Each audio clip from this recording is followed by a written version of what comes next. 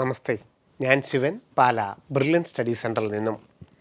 കീം 2025 കേരളത്തിലെ MBBS BDS ഉൾപ്പെടെയുള്ള medical പ്രവേശനം, എഞ്ചിനീയറിംഗ് പ്രവേശനം, B.Pharm പ്രവേശനം, B.Arch പ്രവേശനം 2025-26 അധ്യയന വർഷത്തിലെ കേരളത്തിലെ ഈ മേഖലയിലെ പ്രൊഫഷണൽ കോഴ്സുകളിലോട്ടുള്ള പ്രവേശനം നടത്തുന്നത് ce.kerala.gov.in എന്ന വെബ്സൈറ്റ് വഴി കേരള എൻട്രൻസ് കമ്മീഷണറാണ്. നീറ്റ് എക്സാം എഴുതിയവർ ജൂൺ അവസാനത്തോടുകൂടി നീറ്റിൻ്റെ മാർക്ക് അപ്ലോഡ് ചെയ്ത് കേരള മെഡിക്കൽ റാങ്ക് ലിസ്റ്റ് തയ്യാറാക്കുകയും എഞ്ചിനീയറിംഗ് എൻട്രൻസ് എക്സാം എഴുതിയവർ ജൂൺ ആദ്യവാരം +2 മാർക്ക് ആഡ് ചെയ്തിട്ട് ജൂൺ ആദ്യവാരമോ അല്ലെങ്കിൽ മെയ് അവസാനമോ എപ്പോഴാണോ +2 റിസൾട്ടുകൾ വരുന്നത് ആ സമയത്ത് +2 റിസൾട്ട് കേരളയുടെ വെബ്സൈറ്റിൽ അപ്ലോഡ് ചെയ്ത് കേരള മെഡിക്കൽ റാങ്ക് ലിസ്റ്റ് തയ്യാറാക്കുകയും B.Pharm പ്രവേശന പരീക്ഷ എഴുതിയവർ പ്രവേശന പരീക്ഷയുടെ റാങ്ക് അനുസരിച്ച് പ്രവേശന പരീക്ഷയുടെ മാർക്ക് അനുസരിച്ചുള്ള റാങ്ക് ലിസ്റ്റും ആർക്കിടെക്ചർ എഴുതിയവർ നേറ്റ പരീക്ഷ എഴുതിയവരുടെ അവരുടെ സ്കോർ നിശ്ചിത സമയത്ത് കേരളയുടെ വെബ്സൈറ്റിൽ +2 മാർക്കും നേറ്റയുടെ സ്കോറും ആഡ് ചെയ്തൊക്കെയാണ് നമ്മൾ അതാത് റാങ്ക് ലിസ്റ്റുകൾ തയ്യാറാക്കുന്നത്.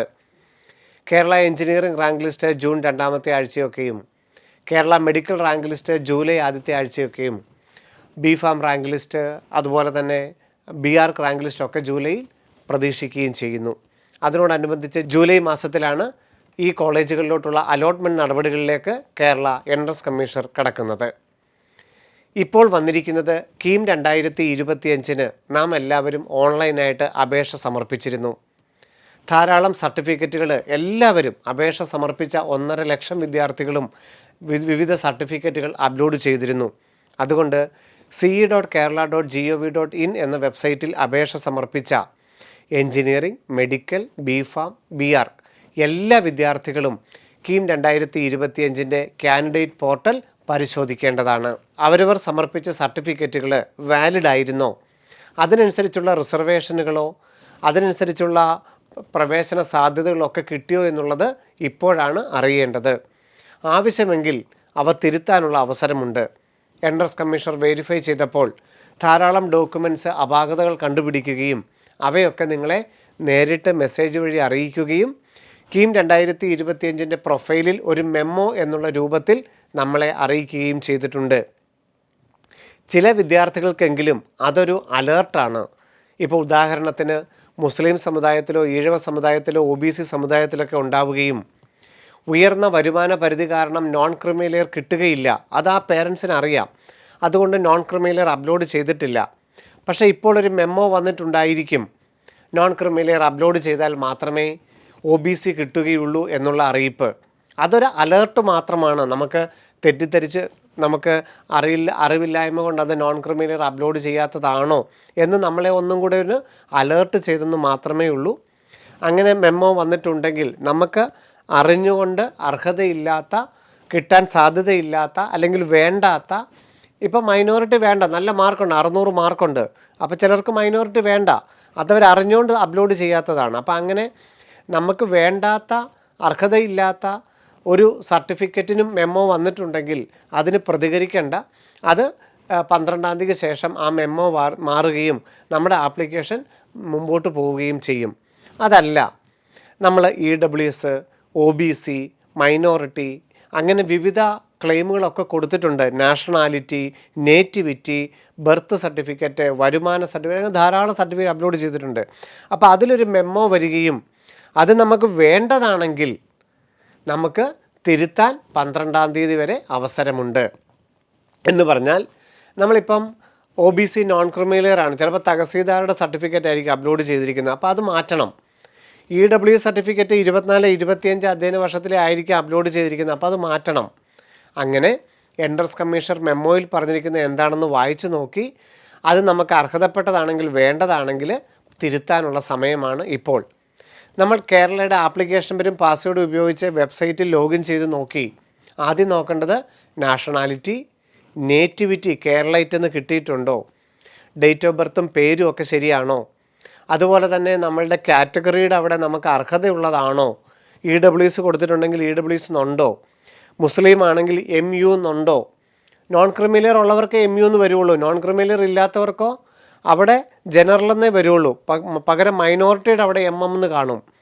ഈഴവയാണെങ്കിൽ EZ എന്ന് കാണും. ബാക്ക്വേർഡ് ഹിന്ദു ആണെങ്കിൽ BH എന്ന് കാണും. വരുമാന പരിധി 6 ലക്ഷത്തിൽ താഴെയാണെങ്കിൽ EC എന്ന് കാണും. വിശ്വകർമ്മയാണെങ്കിൽ VK എന്ന് കാണും. ബാക്ക്വേർഡ് ക്രിസ്ത്യൻ ആണെങ്കിൽ BX എന്ന് കാണും. SC ആണെങ്കിൽ SC എന്ന് കാണും. ST ആണെങ്കിൽ ST എന്ന് കാണും. അങ്ങനെ നമുക്ക് അർഹതയുള്ള റിസർവേഷനുകളെല്ലാം അനുവദിച്ച് കിട്ടിയിട്ടുണ്ട് എന്നുള്ള ഉറപ്പാക്കേണ്ടത് നമ്മളുടെ ഉത്തരവാദിത്തമാണ്.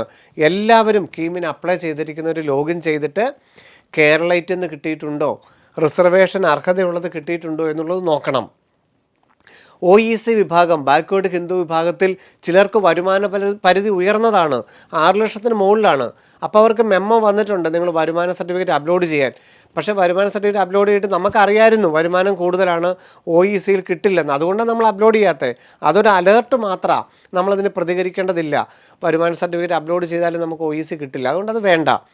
വരുമാന പരിധി 6 ലക്ഷത്തിൽ താഴെയാണെങ്കിൽ നിർബന്ധമായും OEC വിഭാഗം അപ്ലോഡ് ചെയ്യണം, എന്നാലേ ഫീസ് കൺസെഷൻ കിട്ടുകയുള്ളൂ.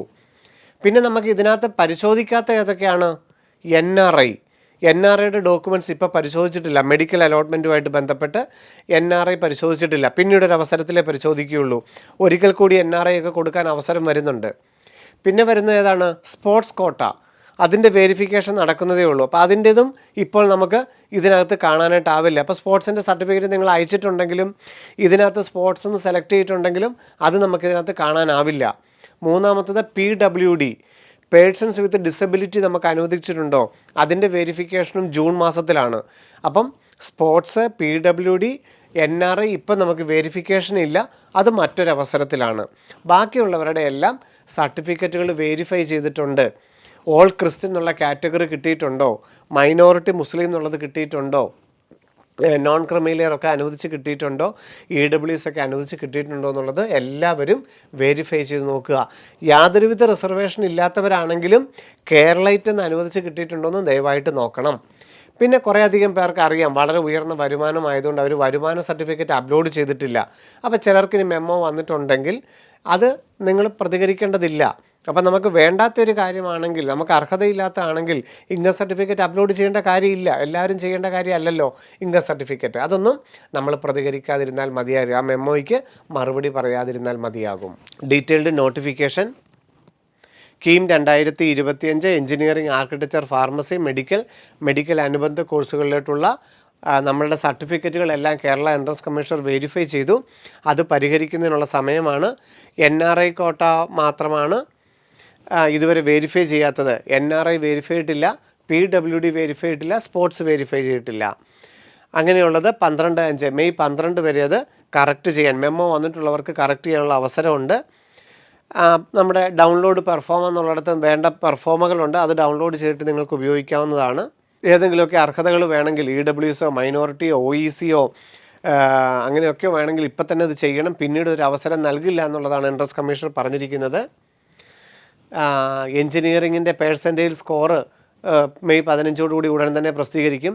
അതിനുശേഷം +2 മാർക്ക് നമ്മൾ തന്നെ ആഡ് ചെയ്ത് കൊടുക്കണം, അതൊന്ന് വെരിഫൈ ചെയ്ത് കൊടുക്കണം. അങ്ങനെ ഉണ്ടെങ്കിൽ മാത്രമേ എഞ്ചിനീയറിംഗ് റാങ്ക് ലിസ്റ്റ് വരികയുള്ളൂ. BPharmന് പരീക്ഷ എഴുതിയവർക്കെല്ലാം റാങ്ക് ലിസ്റ്റ് വരും. പിന്നെ NRIയുടെ മാത്രം പിന്നീടൊരു അവസരം നൽകുന്നതാണ്. കീം 2025 പ്രൊഫൈൽ വെരിഫിക്കേഷനാണ്.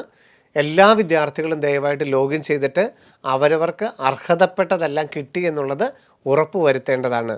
വീണ്ടും നമുക്ക് കാണാം. നന്ദി, നമസ്കാരം. Brilliant Study Center, India's #1 coaching center for NEET and JEE.